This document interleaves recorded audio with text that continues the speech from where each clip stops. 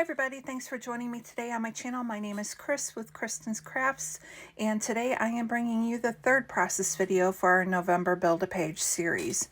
So today I have these three photos of my grandkids.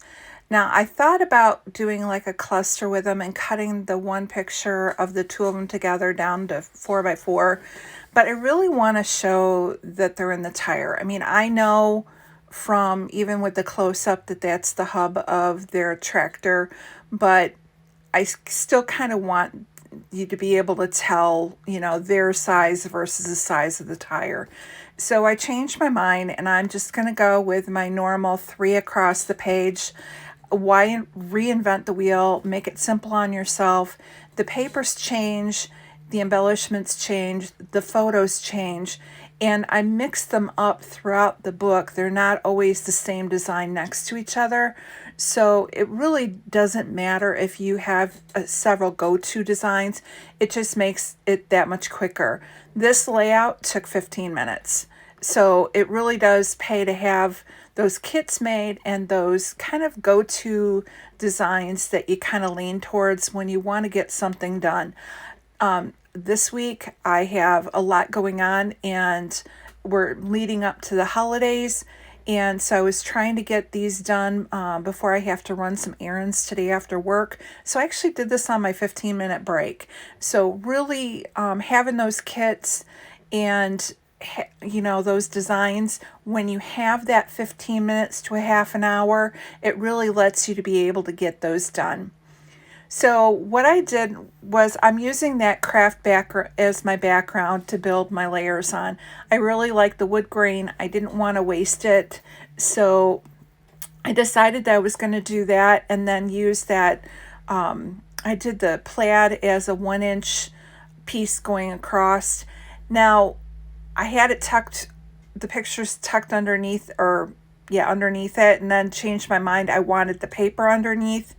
And I was going to put the fox paper down below, but as you can see, after I got all that on, there really wasn't a whole lot of space for those cute little fox. And I thought that kind of a pattern would look a little strange, just having a small strip. So instead, I went ahead and grabbed that piece of wood grain again, and I'm going to go ahead and finish off the layout using another strip of that.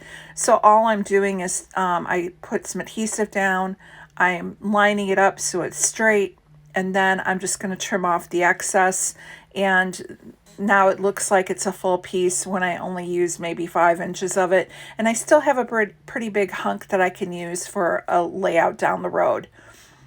So now that I have my basic design, I still wanted a little something. So I grabbed the leaf paper and was trying to decide which side I wanted.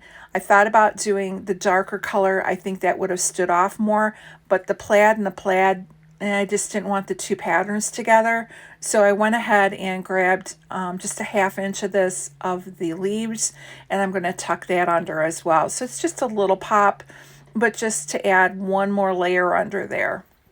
And I'm going to do it again, a little at the top, a little at the bottom. And so you're not really using a lot of paper for this design. The pictures are the main focus of the whole layout. So once I have this down and I have it all adhered, the next step I'm going to go to is going and looking at my embellishments. So I had the barn. I thought I always go to the left-hand side. It's a habit with reading a book. But as you can see, the tractor is driving to the right. So I didn't want my tractor to be like it was driving off the page. I want it to drive into the page. So I switched it around for a little change up.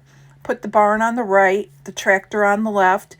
Now I'm building kind of a little scene down there. I grabbed the tree and then the puffy tree, and I have the tractor in front, so it's like it's going down the field. I'm going to tuck a little bit in that little pumpkin behind the barn. I have the Happy Autumn, which kind of represents the title, and that's just a little bit higher than the barn, so it does look like it's my title. I'm grabbing the puffy sticker that says Hello Fall. I'm going to fit that in. I did grab that little fox, and I've got him in that one cluster to try and close up a little bit of an awkward gap, I grabbed that puffy flower, put it by the barn, and then I grabbed the little Chamel fox and put that out on the other side of the fox. So now I have puffies in each of the areas. I grabbed the little tag that said fall, and I tucked that behind the tractor and the trees. The Happy Fall Y'all banner is just going to go above the barn with a leaf, and then I'm just taking some of these other leaves and I'm tucking them into each of the clusters. The last thing that's on my wax paper is those two little mushrooms. So I'm going to add one mushroom up above with the Happy Autumn, and I'm going to put one down below with the tractor. I'm going to add a little bit extra adhesive to my chipboard, Happy Fall Y'all. And then on my desk, I had some brown enamel dots that I will sprinkle around and use the whole row. And that is it for the layout. I did a little journaling at the bottom over by the tractor that just says that these are Nana and Papa's cute little pumpkins, and Dylan and Preston, and the date of the photo, and that's it. It's just a cute photo to go into our album. It's just candid shots my daughter took of the boys around the farm, and it's amazing how much in just these few short years they have grown. So happy to get this in the album to document how fast they're growing up. So thank you so much for stopping by. I will see you again tomorrow with layout number 4.